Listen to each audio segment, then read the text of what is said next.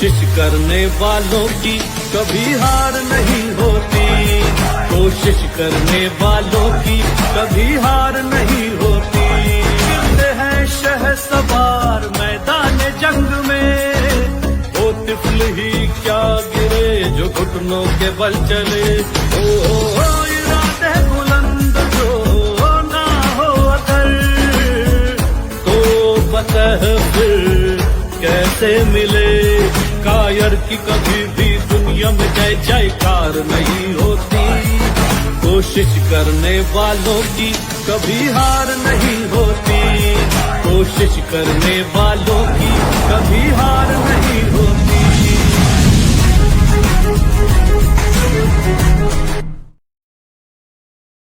Hi everyone, good morning, नमस्ते, सत श्री अकाल, आदाब। Welcome to the RDD show. कोशिश करने वालों की कभी हार नहीं होती, और सच में जो कोशिश करते हैं उनकी कभी हार नहीं होती। और हमारे बीच आज एक ऐसी ही शख्सियत जुड़ने वाली है जिनका इंडियन फिल्म इंडस्ट्री में अहम योगदान रहा है। जी हाँ दोस्तों, मैं बात कर रही हूँ एडमैन संजुम जसवाल जी की। तो दोस्तों, मिलते हैं हमारे आज के गेस्ट से और जानते हैं उनकी इंस्पायरिंग जर्नी के बारे में। Good morning sir. Good morning ma'am, कैसी हैं आप? मैं अच्छी हूँ, और आप कैसे हो? मैं बहुत अच्छा हूँ। और आपके शो जी। में आपने मुझे बुलाया, मुझे बहुत खुशी है। और एक चीज़ आपके लिए भी मैं कहना चाहूँगा कि जिस तरह से आप आर्टिस्ट को और हमारी फिल्म फैटर्निटी के अंदर जितने भी लोग हैं उनको प्रमोट करते हैं, क्योंकि बहुत से एक प्लेटफॉर्म्स की, ऐसी अच्छे प्लेटफॉर्म्स की ज़रूरत है जो जी। एक अच्छा मैसेज हमारी जनरेशन को, हमारी इंडस्ट्री तक पहुंचा सके। तो पहले तो आपको बहुत बहुत मुबारकबाद, क्योंकि आप जो थैंक यू कोशिश सर। कर रहे हैं वो भी बहुत ही काबिले तारीफ है। कोशिश करने वालों की कभी हार नहीं होती। जी, जी, बिल्कुल सर। और सर, मैं आपसे भी जानना चाहूँगी कि आपकी लाइफ में भी कभी ऐसे मोमेंट आए हो जब आपने कोशिश की हो? देखिए, आपका जैसे करियर जब शुरू होता है, और अगर मैं क्रिएटिव इंडस्ट्री की बात करता हूँ कि जी। जब करियर आप शुरू करते हैं तो हाँ, फिल्म इंडस्ट्री या एडवर्टाइजिंग ये बहुत एक अलग अलग सब्जेक्ट्स हैं। इसमें वही आदमी एंटर करता है जो, जैसे कहते हैं कि तन मन से इन्वॉल्व है। जी। बिकॉज हम डॉक्टर बना सकते हैं, इंजीनियर बना सकते हैं, बट हम एक आर्टिस्ट नहीं बना सकते। जी। तो आर्टिस्ट बॉर्न ही होता है। और वो एक सबसे इम्पोर्टेंट है कि जैसे आपने कहा कि ऐसा कोई पल, यस बिल्कुल, कि जब हम लोगों ने भी करियर शुरू किया जी। तो उस टाइम का एक माहौल अलग था। और जैसे आज हमारे पास बहुत से प्लेटफॉर्म हैं, तो हम लोग के पास अपने ऐसे प्लेटफॉर्म नहीं थे। मैं बात कर रहा हूँ कुछ 28 साल पहले की, 28 ईयर्स की। जी। तो ऐसा होता है। लेकिन फिर वही सवाल है कि जब आप एक शिद्दत, एक लगन के साथ जिंदगी में कुछ करना चाहते हैं तो डेफिनेटली रास्ते खुद ब खुद बन जाते हैं। जी, जी। बिल्कुल सही कहा है सर। और जिस तरह से आपने कहा है, मतलब 28 इयर्स पहले आपने जो करियर की आई थिंक शुरुआत की थी, उसके बारे में भी हम जानना चाहेंगे सर। आपने किस तरह से आप फ़िल्म लाइन में आए, और ये जो सफ़र रहा है और कितना चैलेंजिंग रहा है आपके लिए? देखिए, मैं ये समझता हूँ कि जैसे फ़िल्म लाइन में आना, तो मेरा एक सौभाग्य रहा कि हमारे फ़ैमिली में ये सब क्रिएटिव बहुत एटमॉस्फेयर था। हमारे फ़ादर, हमारी मदर, मेरे ब्रदर खुद एक सिंगर हैं। ऑल्दो वो कमर्शियल नहीं सिंगिंग करते, लेकिन आवाज़ तो आवाज़ है। तो हमारे करियर में एक ऐसा माहौल रहा। और उस दौर में हमारे अंकल, हमारे ताऊ जी, उनका बहुत बड़ा नाम रहा इंडस्ट्री में, एडवर्टाइजिंग में, हरबंस जायसवाल। लखनऊ से जब करियर शुरू होता है तो उत्तर प्रदेश का सबसे पहला रिकॉर्डिंग स्टूडियो उन्होंने ही बनाया था। बहुत से जी। आर्टिस्ट वहां से प्रमोट हुए, बहुत से नाम हैं ऐसे। और मुझे खुशी इस बात की होती है कि जैसे जैसे अनूप जी, तो जी, बहुत से रिकॉर्डिंग्स उस दौर में हमारे स्टूडियो में होती थी। मालिनी अवस्थी जी हैं, उस्ताद अहमद हुसैन, मोहम्मद हुसैन साहब, जगजीत सिंह साहब। तो आप यूँ कह सकते हैं कि वो दौर था जब यहाँ पर हम बचपन में उस सब माहौल में देख रहे थे चीज़ों को। और उसके बाद बिज़नेस भी था। तो हमारे फादर ने एक बड़ी जी, सीधी बात कह दी कि देखो तुम्हारे सामने 2 प्लेटफ़ॉर्म्स हैं। एक ये बिज़नेस है, कुछ हमारी इंडस्ट्री जी, थी, और एक एडवर्टाइज़िंग और ये क्रिएटिव इंडस्ट्री है। तुम किसमें आना चाहते हो? तो आप ये समझ लीजिए कि वो शुरू से, क्योंकि एक, जैसे मैंने बोला कि आर्टिस्ट बॉर्न होता है, तो हमने जी, उसी को फिर अडॉप्ट किया। तो इसमें मुझे लगता है कि वो बहुत खुश थे, क्योंकि एक आर्टिस्ट, एक फादर जब ये सोचता है कि वो मेरी विरासत को आगे बढ़ाए, तो जी, वो मुझे लगा। और जहाँ तक चैलेंजेस की बात है, देखिए चैलेंजेस सबको आते हैं, और हम रोज कोई ना कोई चैलेंज, क्योंकि हमारी ऐसा इस लाइफ में है कि आप कुछ ना कुछ नया जी, सफर रोज जर्नी स्टार्ट करते हैं। सपोज आप एक फिल्म बनाते हैं, आप कुछ भी क्रिएटिव करते हैं, तो उसको एक नया प्लेटफॉर्म देना है आपने, और वो रिजल्ट आपके पास विद इन 1 मंथ, और एडवर्टाइजिंग की अगर मैं बात करूं तो within half an month आ जाता है। जी, और आपको मालूम पड़ जाता है कि ये लोगों ने एक्सेप्ट किया, या इसको एक्सेप्ट नहीं किया। तो थोड़ा सा इस बात पे हमेशा फोकस रखते हैं हम लोग कि अ, जब भी कोई प्रोजेक्ट स्टार्ट किया जाए, तो डिटर्मिनेशन, फोकस, और बहुत बारीकियों के साथ क्रिएटिव को समझना, उसका रिजल्ट कैमरा के बाद कैसे आएगा, उसको समझना, म्यूजिक को समझना, ये सबसे इंपॉर्टेंट फैक्टर्स हैं। तो तब एक अच्छा प्रोडक्ट डेवलप हो पाता है। तो चैलेंज है, बिकॉज जब आप बहुत से लोगों के साथ काम करते हैं, तब कुछ चीज़ें, आ, यकीनी बात है कि एक्सेप्ट ठीक स्मूथली चली निकल जाती हैं, कुछ नहीं निकलती। तो लेकिन बीइंग ए कैप्टन, तो हम लोग को यही देखना है कि जो चीज़ प्रॉब्लम है, तो उसको कैसे सॉर्ट किया जाए। जी, जी। Right sir. और सर इसके बारे में भी हम जानेंगे क्योंकि काफ़ी चेंजेस आए हैं। अगर एडवर्टाइज़ की बात करूँ, तो उसमें भी काफ़ी इंडियन फ़िल्म इंडस्ट्री में काफ़ी चेंजेस आए हैं क्योंकि आप मोर देन 28 इयर्स से इस लाइन में जुड़े हो। सर जो विज़न एड्स एंड फ़िल्म इसका जन्म कैसे हुआ सर? उसके बारे में हम जानना चाहें। जी, जैसा कि मैंने कहा कि क्योंकि घर का माहौल ऐसा था, तो फिर अ, शुरू से ही, मैं आपको छोटा सा किस्सा सुनाता हूँ इसमें कि जब मैं ग्रेजुएशन कर रहा था, तो जी, बीए पार्ट 2 की कहानी है ये। तो क्योंकि माइंडसेट वही था कि कुछ क्रिएटिव करना है, और क्योंकि वो राइटिंग में और वो सब, दिमाग वहीं जाके रुक जाता था। रुकना मतलब चलता था।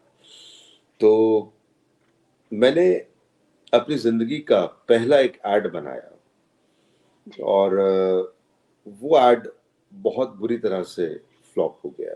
मतलब कुछ समझ ही नहीं आया। तो फिर मेरे फादर ने मुझे कहा कि भई ये तो बहुत अच्छी बात है कि आप इससे घबरा रहे हैं, तो ये तो गलत है कि ये, मैं इसको इसलिए अच्छा कहता हूँ कि आपको एहसास हो जाना चाहिए कि सक्सेस बहुत आसानी से नहीं मिलती, और अगर सक्सेस पहली बार में ही मिल जाए, तो आप ये भी मान के चलिएगा कि आप आगे के जो रास्ते हैं वो कहीं न कहीं पथरीले होने ही वाले हैं। तो उनकी जी, बात समझ में आई।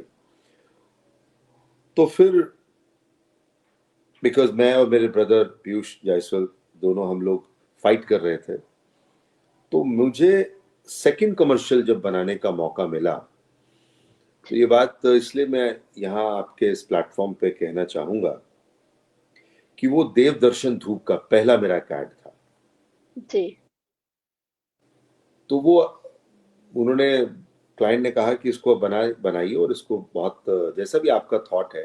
देखिए इसमें भी 2 बातें हैं कि कभी कभी क्लाइंट ये अपना ब्रीफ देता है और कभी कभी क्लाइंट आपको दे देता है क्रिएटिव लिबर्टी कि sir you are the better जज, आप जैसा भी है तो उसको क्रिएट कीजिए। जी, तो वहाँ कुछ आलम ऐसा ही हुआ और हमने उसको बनाया। तो उसका स्क्रिप्ट लिखा मैंने, तो वो मतलब कुछ ऐसा लगा कि एक डर था कि क्योंकि फेलियर मेरी ज़िंदगी में आ चुका था, तो मुझे डर भी था और उस डर ने मुझे बोलते हैं कि सही दिशा दिखा दी। क्योंकि आप जब जी, फ़ोकस हो जाते हैं, आप में एक डर होता है कि अब कुछ गलत करने की गुंजाइश नहीं है, वरना घर से भी डाँट पड़ेगी और करियर भी आगे थोड़ा-सा प्रॉब्लम में आ सकता है। तो मैंने वो एड लिखा भी और वो जी। मैं बहुत ब्लेस्ड मानता हूँ कि वो एड हिट नहीं सुपर हिट हो गया। यस, विविध क्योंकि आज भारत भी सुनने को मिलता है। जी, जी, वो सुबह जलाओ, शाम जलाओ, चारों दिशाओं शाम को जलाते महकाओ। हैं। मैं उस जी, एड को बहुत से अवार्ड्स मिले, बहुत उस ज़माने जी, में रापा अवार्ड हुआ करते थे, बॉम्बे आर्ट्स क्लब के एड एडवर्टाइजिंग के एड्स थे। वहाँ से मुझे ऐसा लगा कि एक ठहराव आया है, क्योंकि हार के बाद ही जीत है। तो वो बिल्कुल सर। सफ़र जो था थोड़ा इंटरेस्टिंग रहा मेरे लिए, वो जो करियर में ग्राफ आया। लेकिन आज खुशी जी, इस बात की है, मैं इसलिए इसको इसको डिस्कस कर रहा हूँ कि देखिए उस एड को बनाए कुछ 29 इयर्स हो गए हैं, लेकिन आज भी जी, रेडियो पर वो खूब हम प्लेबैक उसको ब्रॉडकास्ट कर रहे हैं। तो जी, जी, पसंद कर रहे हैं लोग। तो वहाँ से मुझे समझ में आ गया कि अच्छा प्रोडक्ट बनाना ज़रूरी है, तभी मार्केट एक्सेप्ट करती है, तभी उसको आगे आपको एक प्लेटफ़ॉर्म मिलता है। जी, जी। राइट सर, और सच में आज भी हम उस एड को सुनते हैं सर।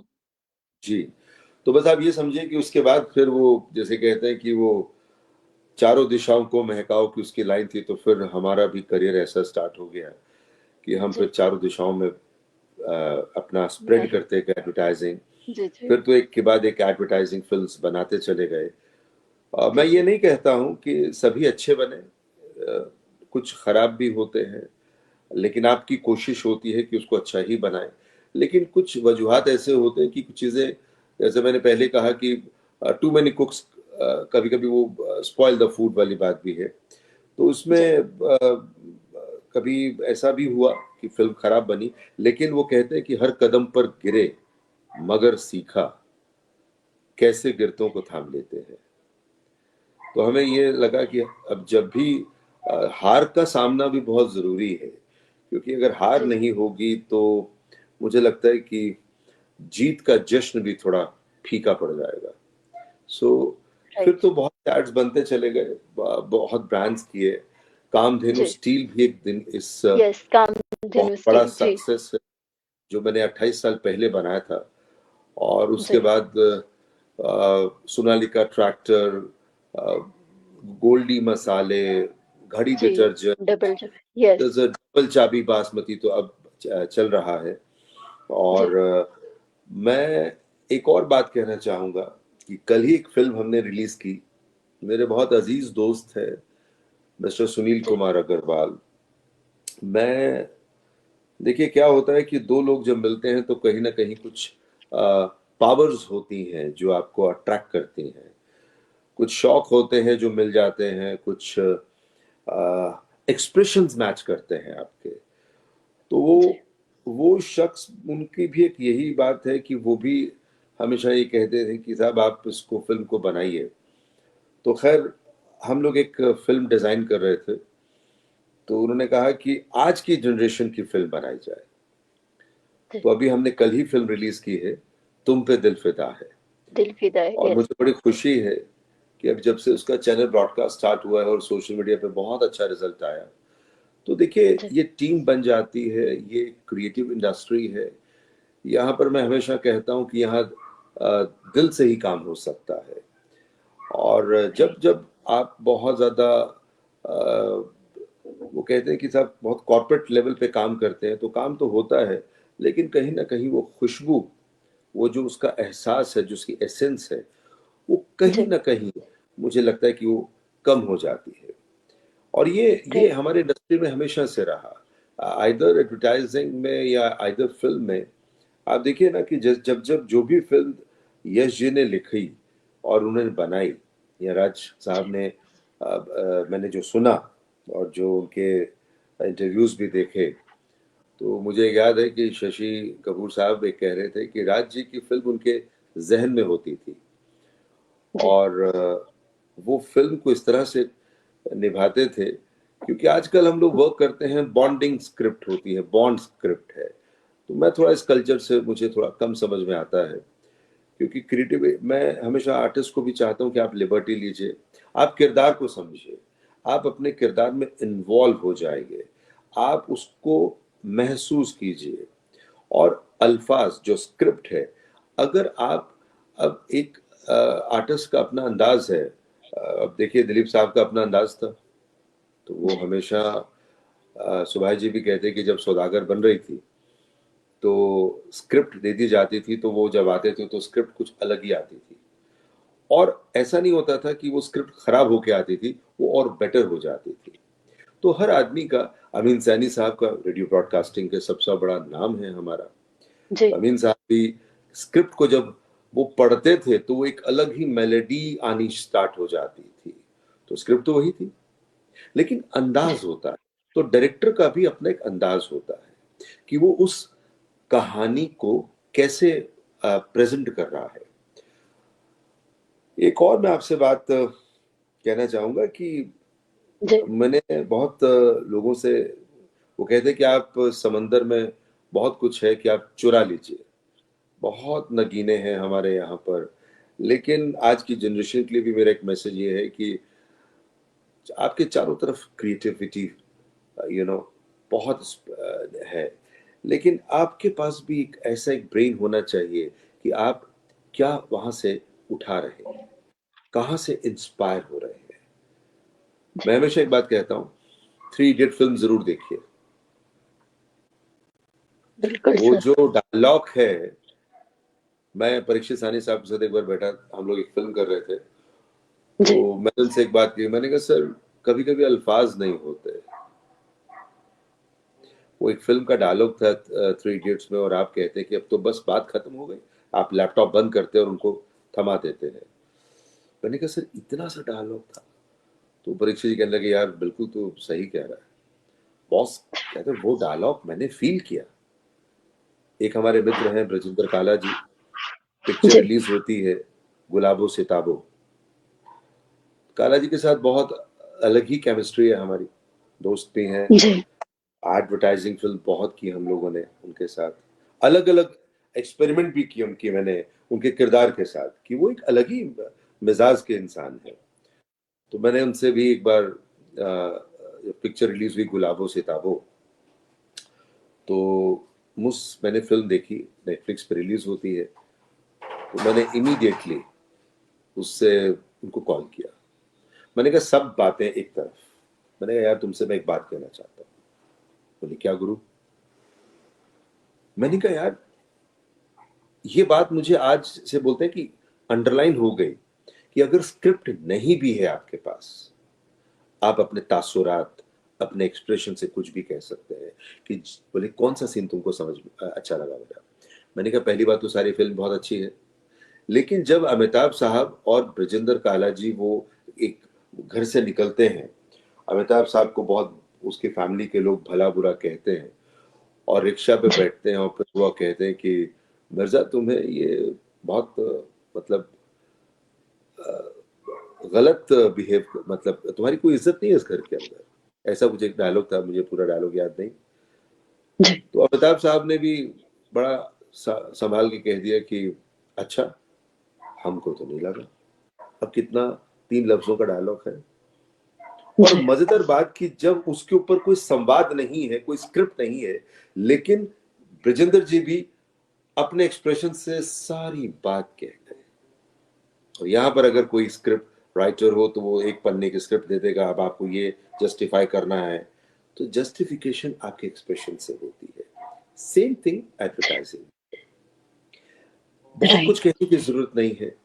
जैसे मैं आपसे एक फिल्म हमने की थी परीक्षित जी के साथ, एड फिल्म हम कर रहे थे। जी। तो वो कुछ राइटर ने स्क्रिप्ट लिखा, तो मैंने उस स्क्रिप्ट को बाद में म्यूट कर दिया। मैं बोला ये नहीं चाहिए। तो कहानी का जब एंड होता है तो परीक्षित जी ने बोला यार ये खाली लुक देख के मैं एक स्माइल देने वाला हूँ यहाँ पर, अपने बेटे पे फख्र कर रहा हूँ। वो एक एड था केवीएस स्टील का। जी। तो आप यकीन मानिए कि पिक्चर, वो एड फिल्म यहाँ से एकदम टेक ऑफ हो जाता है। तो एक्सप्रेशन बहुत बड़ी बात है हमारे इसमें, और ये सब राइट। केमिस्ट्री है डायरेक्टर और एक्टर के अंदर। स्क्रिप्ट अच्छी जी। है, कैसे हम लोग काम कर रहे हैं, तो ये मतलब बहुत इम्पोर्टेंट है। ये तभी होता जी। है जब आप इन्वॉल्व होते हैं अपने अपनी पैशन के साथ काम कर रहे होते हैं। और क्रिएटिव इंडस्ट्री जो है, जैसे मैंने पहले कहा कि बिना पैशन जी। के नहीं हो सकता कोई भी काम। Right sir. और सर आपने उस्ताद अमजद अली खान जी के साथ भी काम किया है? जी जी जी जी बिल्कुल। जी। ये तो आप ये समझे कि मतलब मैं अपने लिए सौभाग्य समझता हूँ। मुझे ब्रीफ मिला एक बार कि सब उस्ताद साहब ने कोई ऐड नहीं किया है। बहुत पहले एक ऐड किया था प्रसून जोशी जी के साथ, लेकिन वो भी जी। शायद मुझे पूरा मालूम नहीं किया, लेकिन उसके बाद उन्होंने कोई ऐड नहीं किया। क्या वजूहत थी मुझे नहीं मालूम। तो मैंने उनको कॉल किया सर को, बात की, बोले कि ये भी हमारे स्वीटी माउथ फ्रेशनर, स्वीटी खजूर हम जी। लॉन्च कर रहे थे। तो ये भी देखिए ताने बाने ऐसे ही जिंदगी के चलते हैं। जैसे मैंने पहले कहा, तो बहुत से आर्टिस्ट की हम डिस्कशन चल रही थी। तो एक शाम हम बैठे थे सुनील जी के साथ, जो ओनर जी। है स्वीटी माउथ फ्रेशनर के। तो बोले यार कुछ अच्छा ही किया जाए, क्या किया जाए। तो उन्होंने पॉकेट से वो प्रोडक्ट निकाला, जैसे सैम्पलिंग था कि एक प्रोडक्शन हाउस को डायरेक्टर को खिलाने की वाली बात हुई। तो बोले आप ये हाथ कीजिए। वो जब उन्होंने डाला, पोर किया, तो वो जब उस क्रिस्टल्स नीचे आए, जी। तो मेरे जहन में कंसेप्ट आया कि जैसे सरोद बज रही है और ये छनछनाते हुए एक्सप्रेशंस ये गिर रहे हैं क्रिस्टल की तरह। मैंने वाह, ये भी क्या सुर में गिर रहा है। तो हंसने लगे जी। वो। तो मैंने कहा साहब एक बात कहना चाहता हूँ। और जबकि देखिए 1 महीना हो चुका था हम लोग को उस फिल्म की कास्टिंग की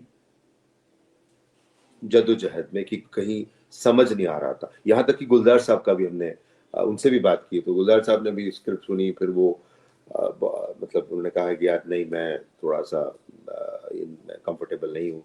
होता है, लेकिन तुम्हारी स्क्रिप्ट बहुत अच्छी है एनीवे।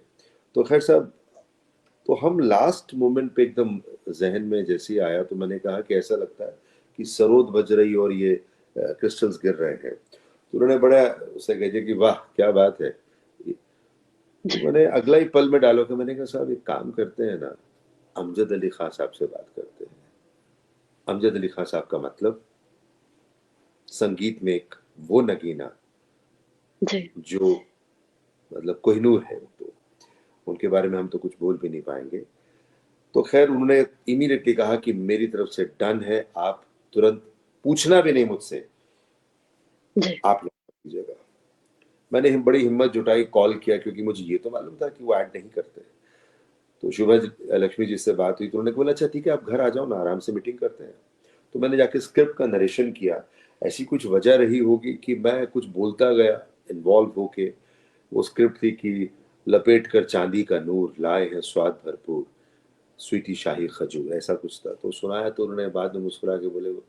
मैंने कहा साथ साथ मैंने उनको प्रोडक्ट खिला दिया। तो उन्होंने एक ही जी। बात कही कि संजम जी मैं कोई भी एडवर्टाइजिंग नहीं करता हूँ, बहुत कॉल्स आते हैं, लेकिन मुझे आपका नरेशन बहुत अच्छा लगा है। और दूसरी बात ये कि मैंने जब ये प्रोडक्ट जो डेट्स हैं, जो ये मेरा प्रिय फ्रूट है, जी। बस आप मुझे एक बता दीजिए। इसमें मैंने कहा सर इसमें सब कुछ प्योर है। तो नेक्स्ट कोई बात नहीं थी। उन्होंने कहा कि आप फिल्म कर लीजिए, मैं तैयार हूँ। तो ये मेरे लिए बहुत बड़े सौभाग्य की बात की कि आप एक लेजेंड्स के साथ फिल्म करते हैं और वो पिक्चर हिट हो जाती है। और सबसे दूसरी बात कि मैंने उनसे एक वादा किया कि सर बोले कितना समय लगेगा, क्योंकि उस्ताद को आदत है 1 डेढ़ घंटा प्ले करते हैं और वो फ्री हो जाते हैं। अब हम लोग को जी। तो शूट 8 घंटा 10 घंटे का काम रहता है। तो मैंने कहा कि सर मैं आपको फ्री कर दूंगा, बस आई नीड 4 आवर्स। बोले ठीक है। और देखिए मैम, जब फिल्म का शूट क्लोज हुआ तो 12 घंटे हो गए थे। मैं भी इन्वॉल्व था, वो भी इन्वॉल्व थे, हर सीन को वो देख रहे थे, मुस्कुरा रहे थे। और दूसरी बात, अपनी वो सजेशन भी देते रहे कि नहीं मैं यहाँ सरोद ऐसे बजा रहा हूँ, मुझे लगता है कि उसको आप थोड़ा, मेरा ये गलत गया है, वो आपकी म्यूजिक के साथ कॉर्ड दोबारा ले लीजिए। तो जब आप वही बात फिर वहीं घूम के हम आते हैं कि जब आर्टिस्ट बॉर्न होता है, जी। वो अपने अपने काम के साथ जस्टिफाई कर रहा होता है। तो ये एक बहुत बड़ा सौभाग्य है मेरा कि मैंने अमजद साहब के साथ उनको भी डायरेक्ट किया। ओह! और सर आपने बहुत सारी ad, I think more than 250 ads आपने किए हैं जी सर। जी। आपकी सफलता का मूल मंत्र क्या है? और सर क्योंकि एक एड फ़िल्म को बनाने के लिए डायरेक्टर की अहम भूमिका होती है। तो आपको किन-किन बातों का ध्यान रखना होता है सर? किस तरह से आप कास्टिंग करते हैं? देखिए कास्टिंग तो स्क्रिप्ट के अकॉर्डिंगली है, बिकॉज सबसे जी, इम्पोर्टेंट कि व्हाट इज द जो हम जिस प्रोडक्ट के लिए काम कर रहे हैं उसका टीजी क्या है, हम उसको कहाँ कनेक्ट करना चाहते हैं। और उसके बाद मासेस तक मेरी हमेशा कोशिश रहती है कि फिल्म, एडवर्टाइजिंग जी, फिल्म को कुछ ऐसा करिए कि कहीं ना कहीं वो दिल से कनेक्ट हो जाए। बहुत से एड्स देखे होंगे। मेरे एक जी, मेरे मित्र हैं बचपन के, हम लोग हीरो होंडा के ओनर हैं, मिस्टर भरत सनेजा। तो मैंने उनसे एक सवाल किया, एक बार हम बैठे थे तो मैंने कहा कि हीरो होंडा में more than 500 plus ads film बन चुके हैं, भरत मुझे याद कौन सा है तुमको ये बताओ। तो हम कहीं शाम को बैठे थे इवनिंग पार्टी में, तो वो सोचने लगे। तो मैंने उनको कहा, मैंने कहा एक ही आपका है, धक धक गो, या fill it, shut it and forget it. क्योंकि वो स्क्रिप्ट क्लोज टू ऑडियंस थी। तो म्यूजिक है, कास्टिंग है फिल्म का, एक बहुत से सब्जेक्ट्स हैं इसमें। तो मुझे ऐसा लगता है कि फिल्म को पहले तो ब्रांड की का कनेक्ट कहाँ पर करना है, टीजी जैसे मैं बोल रहा हूँ आपसे, उसके अकॉर्डिंगली कम्युनिकेशन क्या है।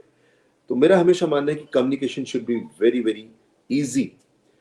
क्योंकि आज के इस भाग दौड़ में कोई आदमी इतना कॉम्प्लिकेटेड अगर आप कोई फिल्म बनाएंगे तो वो मुझे नहीं लगता कि वो उसको समझने में पहली बार में देखेगा और समझ जाएगा। You have only 30 seconds, so yes, how you are saying, how you are narrating your story, that is more important. And now casting उसके अकॉर्डिंगली हो जाए, म्यूजिक उसके अकॉर्डिंगली हो। और जी, जैसे आपने जिक्र किया अभी सरोद अमजद अली खान साहब का, तो उस फिल्म जी, में बहुत ही कम वर्ड्स थे, लेकिन अ, उस्ताद जी जो सरोद बजा रहे थे, वो जो उनका जो उनकी यूएसपी है, हम उस प्रोडक्ट को प्रीमियम उस एलीट के साथ जोड़ना चाहते थे और वो कनेक्ट हो भी गया। तो फिल्म मेकिंग में यही सबसे इम्पोर्टेंट है कि आप करेक्ट जी, कास्टिंग करें, आपका कम्युनिकेशन करेक्ट हो, आपका म्यूजिक अप्रोप्रिएट हो, आपकी जो, अब तो देखिए फिल्म तो हम 30 सेकंड बनाते हैं, लेकिन जब ब्रॉडकास्ट में जो होता है तो वो कहीं ना कहीं 10 सेकंड और 50 सेकंड पे रह जाता है। जी, अब आपके पास चैलेंज ये है कि आपके पास 10 सेकंड में ऐसा क्या मैजिक है कि आप ऑडियंस पे वो असर डाल सके।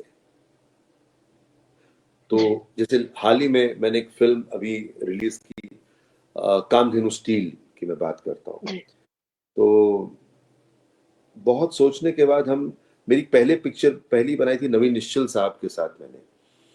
और उस फिल्म में भी क्योंकि हमने नसीर साहब को कास्ट किया था जब ये पहली फिल्म बनी थी कामधेनु, मैं बात कर रहा हूँ 1998 की बात कर रहा हूँ मैं ये।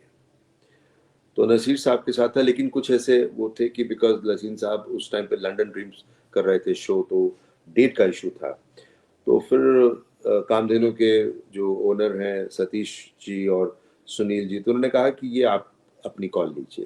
तो ये मैंने जैसे पहले कहा कि जब क्लाइंट आपके साथ ट्रस्ट होता है, ये जुगलबंदी है साहब।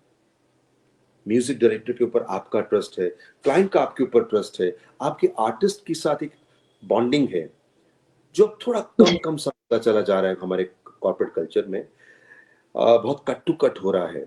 सो मुझे ऐसा लगता है कि फिल्म दैट्स वाई थोड़ी अलग जोन में जा रही है। जो कनेक्ट होना चाहिए पुरानी फिल्मों का, वो थोड़ा कम हुआ है। लेकिन जी, वो फिल्म हमारी हिट हुई नवीन निश्चल साहब के साथ, तो मुझे वो इसलिए मैं ये आपसे आपके इस पे जिक्र करूंगा कि एम्पायर स्टूडियो में हम एक डबिंग कर रहे थे फिल्म की। तो सलमान उस दिनों वो आज तक चैनल पे बहुत ब्रॉडकास्ट हो रही थी, तो मैं और नवीन निश्चल सर वो बाहर आए, बोले थोड़ा ब्रेक लेते हैं, यहाँ डबिंग कर रहे थे किसी फिल्म की वो। तो मैं उनसे मिलने गया था, तो वो बाहर आए, तो इतने में ही सलमान साहब बाहर आ गए। तो उन्होंने आके अब ये तो कहने की बात है, इन्होंने आके उनके पाँव छुए। तो नवीन जी ने इंट्रोड्यूस करा दिया कि भाई ये वो संजम साहब हैं जो उन्होंने मेरे साथ एक फिल्म की थी, वो स्टील की। तो रिएक्शन अब क्या था सलमान साहब का? अच्छा, वो उंगली ऊपर करके संपूर्ण सुरक्षा की गारंटी कामधेनु सरिया टीएमटी। तो जी, बस वहीं आपको सब अवार्ड्स मिल जाते हैं, क्योंकि अगर आपकी बिल्कुल फिल्म की पहचान है तो वहां कोई अवार्ड काम नहीं करता। मतलब जी, जैसे आपने पहले कहा देवदर्शन का नाम लेते ही तो आपने कहा वो आज भी चल रहा है, तो आपके चेहरे पे एक जी, जी, मुस्कुराहट, तो वो अवार्ड मिल गया किसी भी क्रिएटिव आदमी को। सो बहरहाल वो जैसे वो फिल्म बनी, तो अब जो फिल्म बनी तो क्लाइंट ने कहा कि अब क्या किया जाए, 10 सेकंड में क्या कहना चाहते हैं आप? तो हमने उस वक्त भी यही कहा था कि बच्चा बच्चा जानता है कामधेनु के बारे में। तो वो फिल्म जी, बड़ी हमारी हिट हो गई थी। अब जब उसका दोबारा से सेकंड हमने वर्जन बनाया, तो उसी स्टोरी को पैन इंडिया को हमने पोर्ट्रे किया, और कम्युनिकेशन इतना ही रखा 10 सेकंड में, है भरोसा यही कामधेनु स्टील। सो 10 सेकंड का मैसेज जस्ट यहाँ टच कर जाए तो लोगों के ऑटोमेटिक ब्रेन में वो स्क्रिप्ट पॉपुलर। Right sir. और कहीं न कहीं बहुत मुश्किल होता है सर ऐड बनाना। जी, देखिए सिनेमा, सीरियल्स और एडवर्टाइजिंग में बहुत बहुत जी, डिफरेंस है। आपके पास 3 घंटे का टाइम है अपनी बात को कहने का। सीरियल में तो आपके पास एपिसोड्स हैं 110, 70, 80 नंबर्स कुछ भी हो सकते हैं, लेकिन एडवर्टाइजिंग में तो 30 सेकेंड्स है। तो एक बड़ी अच्छी बात, मैं बड़ा कद्र करता हूँ हमारे इस इंडस्ट्री के वॉइस ओवर आर्टिस्ट ब्रिजभूषण जी की। मतलब मैं उनकी आवाज़ जब सुनता हूँ तो मेरे गूज़बम्प खड़े हो जाते हैं, और कहीं न कहीं हम उनसे इंस्पायर होके और हम उनको फ़ॉलो भी करते हैं वॉइसिंग के लिए। जी, तो मुझे उन्होंने एक बार हम मधुर ध्वनि में डबिंग कर रहे थे, तो ब्रिजभूषण जी खुद एक बड़े मतलब नाम, तो उनके उनका तो कुछ उनके बारे में कुछ भी कहना, क्योंकि तो उनकी वाइफ भी थी जी, मधुर जी, मधुबाला की जो सिस्टर। तो उन्होंने कहा कि उन्होंने कहा देखो संजू ऐसा है, लक्ष्मीकांत प्यारेलाल जी बहुत बड़े संगीतकार है, उनके उनकी टक्कर में कोई नहीं हो सकता, लेकिन वो 30 सेकंड का एड नहीं बना सकते। राइट सर, रहमान साहब एडवर्टाइजिंग सेंटर करते हैं और फिल्म में चले जाते हैं। तो ये ये बहुत एक ऐसा स्किल है कि आप, it's a Telegram, you have only 30 seconds, you have only 20 seconds, what message you are doing, और वो बहुत बड़ी ब्यूटी है जो आपको कनेक्ट करे अपने बायर्स के साथ, जो आपका जी, जी, ब्रॉडकास्टिंग टीवी को देख रहे हैं। तो चैलेंज तो है इसमें। जी, जी, बिल्कुल सर। और सर आई थिंक आपके पास समय की भी कमी है। मैं आपको फिर से शो में इनवाइट करना चाहूँगी क्योंकि अभी कुछ बातें जरूर मैम, बाकी है सर। जी, जी। बिल्कुल मैम। और स जी। और सर जाते-जाते क्या मैसेज देना चाहोगे आप स्पेशली जो एस्पायरिंग डायरेक्टर है उन्हें सर? देखिए, एक चीज तो मुझे समझ में आती है कि आज जो मैं देखता हूँ कि जिस तरह से पहले ऐसा नहीं होता था, आजकल डिजिटल होने से मैं समझता हूँ कि म्यूजिक डायरेक्टर बहुत हो गए, बच्चों में एक पैशन है। मतलब वो घर पे सिस्टम लगा के लैपटॉप पे म्यूजिक क्रिएट कर रहे हैं, फिल्म्स बना रहे हैं, डिजिटल फिल्म्स का बहुत एक दौर आ गया है। मैसेज मेरा यही रहेगा कि इसमें देखिए, डिजिटल टेक्नो फिल्म्स सरवाइव नहीं करेंगी। हमें इस बात को मानना ही होगा कि अगर निरमा सरवाइव कर रहा है उस दौर, उस जमाने से आज तक, और अगर कुछ ऐड बंद भी हो चुके हैं, जो म्यूजिक, लेकिन आज भी उनका म्यूजिक हम जैसे सुपर हमारा बजाज, अब बजाज का ऐड नहीं आता, लेकिन जैसे कहीं सुनते हैं तो आपको कहीं ना कहीं वह वाइब्रेशंस आती हैं।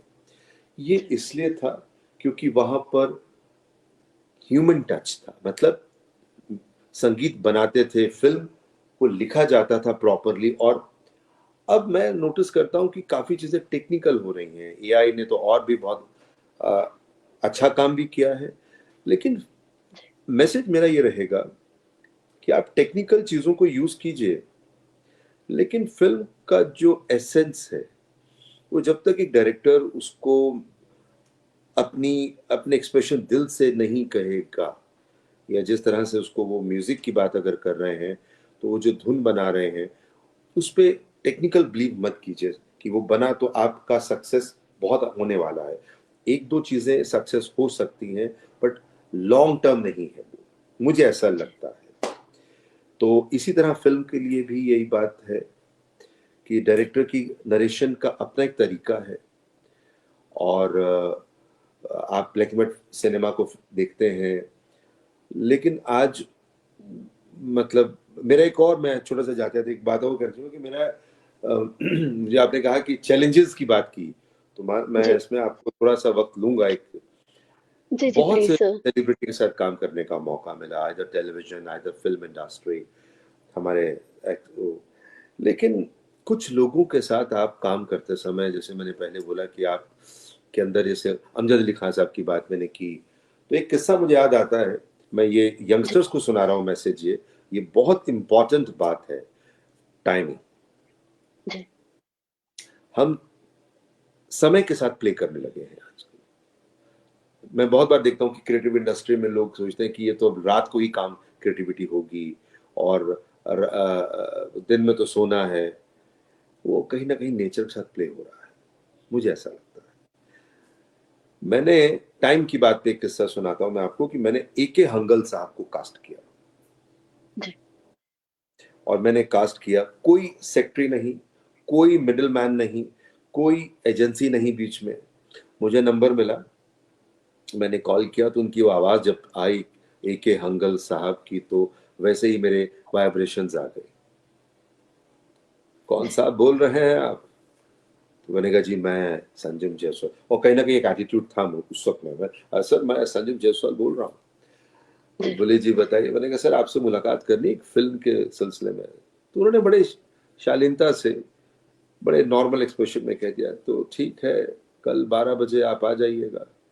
खार में रहते थे हंगल साहब, तो मैं जी, बड़ा जैसे कि यार एक कद आ जाता ना कि अब तो चलो हंगल साहब, ये वाली एक्सप्रेशन थी, वो गलत थी।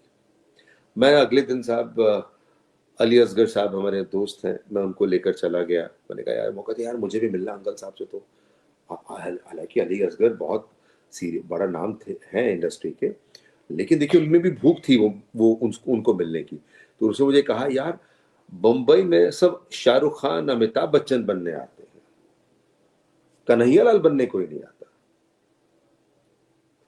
जी, तो ये बात मुझे उनकी बड़ी अच्छी लगी। खैर साहब हम वहां पहुंचे, रास्ते में जाम, और सबसे बड़ी बात थी हम पहुंचे क्योंकि हम निकले भी डिले, घर से निकले। अरे ठीक है मिल जाएंगे, वो होता ना, अरे हो जाएगा टेंशन नहीं लो।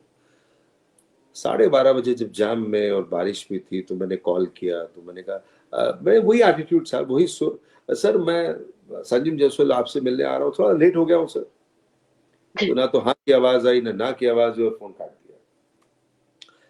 अब 1 बजे उनके घर पहुंचा, तो छोटा सा उन्होंने अपना, उनका जो फ्लैट था वहां लास्ट मुझे याद है, वो खुला, अंकल साहब बाहर आए, तो वही सिल्क का कुर्ता, लुंगी, मतलब देखा, मैंने वही बेवकूफ़ी जिसे कहते हैं, मैंने कह दिया, जी। वेरी सॉरी, मैं थोड़ा लेट हो गया सर, ट्रैफिक था, थोड़ा सा ज़्यादा था सर आज। कट टू दरवाजा खुला तो मैं अंदर पहुंचा, वो मुड़े और मुझे कह दिया कि बरखुरदार बंबई में ट्रैफिक आज कोई पहली बार नहीं हुआ है, बैठ जाइए, मेरा खाने का समय है। यकीन मानिएगा, सारा नशा उतर गया। मैं अली साहब को देख रहा, वो मुझे देख रहे, छोटा सा उनका वो ड्राइंग रूम सेंटर करते ही, और वो सामने बैठ गए, उन्होंने आराम से खाना खाया, आधा घंटा सो गए वहीं पे उसके बाद, और हम जी। देखते रहे शौकीन, शोले, तमाम ट्रॉफियां, तमाम अवार्ड्स, क्या नहीं था उनके जी। पास। सिर्फ पैसा इंपॉर्टेंट नहीं होता है, ये जो जिक्र आज हम उनका कर रहे हैं, ये सबसे बड़ी सरमाया है। और आप राइट। देखिए, जब वो 2:30 बजे एंटर किए, मैंने सीधा जाके पहले तो उनके पैर पकड़ लिए और मैंने कहा, सर ये तमाचा मुझे याद रहेगा, जिंदगी भर याद है, और ये बहुत जरूरी था मेरे लिए। सर आज जी। के बाद पंक्चुअलिटी रखूंगा, I am so sorry for this. तो मुझे यूं वो अंदाज, वो जैसे स्टाइल, खड़े हो गए, मुस्कुराए, हंसे, करे जहीन हो काफी, बैठ जाओ। और मैडम, मैं आपसे कहना चाहूंगा कि 2:30 बजे जी। वो मुलाकात शुरू होती है और 7 बजे शाम को खत्म। फिर तो जिक्र आ, चलता गया और बातें होती गई, तो क्योंकि दिल से दिल मिल चुके थे, जी। उनका भी वो मन का मैल वो घड़ी डिटर्जेंट की तरह धुल चुका था, और हम तो झुक के कुछ सीख रहे थे उनसे।